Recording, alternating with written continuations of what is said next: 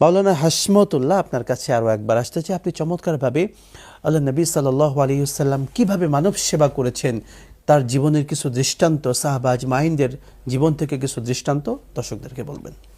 আলহামদুলিল্লাহ, রসুল আকরাম সাল্লাল্লাহু আলাইহি সাল্লামের জীবনী মোবারক সমস্ত উম্মতে মুহাম্মাদি, শুধু তাই নয়, আল্লাহ পাক বলেন লাকাদ কানা লাকুম ফি রাসূলিল্লাহি উসওয়াতুন হাসানা। সমস্ত দুনিয়াবাসীর জন্য আমার রসুল আকরামের জীবনী মোবারক সবার জন্য আদর্শ।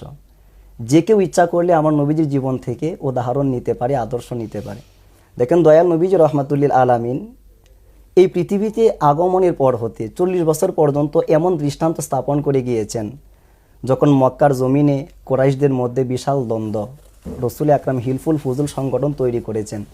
ওই হিলফুল ফুজুলে যতগুলা কার্যক্রম ছিল, অন্যতম মহান কার্যক্রম হচ্ছে মানুষের সেবা করা, অসহায়ের পাশে দাঁড়ানো, মানুষকে সহযোগিতা করা, যারা আর্তপীড়িত আছে তাদের সহযোগিতা করা এবং তাদের খেদমত করা। ইহার মাধ্যমে কিন্তু রসুল আকরাম মক্কাবাসীদের মাঝখানে সেবাকারী হিসেবে পরিচিতি লাভ করেছিলেন। রসুল আকরাম সাল্লাল্লাহু আলাইহি ওয়াসাল্লাম এই পৃথিবীর জমিনে যুদ্ধ বন্ধ করে দিয়েছেন, মানুষের মাঝখানে হানাহানি, মারামারি, কষ্ট দেওয়াগুলো বন্ধ করে দিয়েছেন।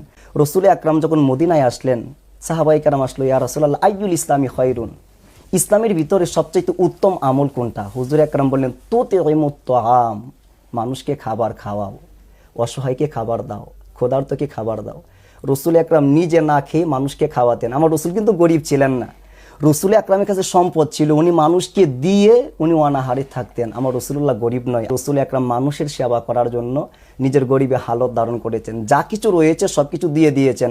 রসুল আকরামের কাছে যেই আসতো তাকেই দিয়ে দিত। যদি রসুল আকরামের সামনে না থাকতো, বলতো অমুক সাহাবীর কাছ থেকে নিয়ে নাও, যখন তোমার দরকার হবে তুমি নিয়ে নাও, পরবর্তীতে আমার কাছে আসলে আমি তার কাছে এটা পৌঁছে দিব, তোমার পক্ষ হই। এই পরিমাণ দান আমার রাসূল আকরাম করতেন।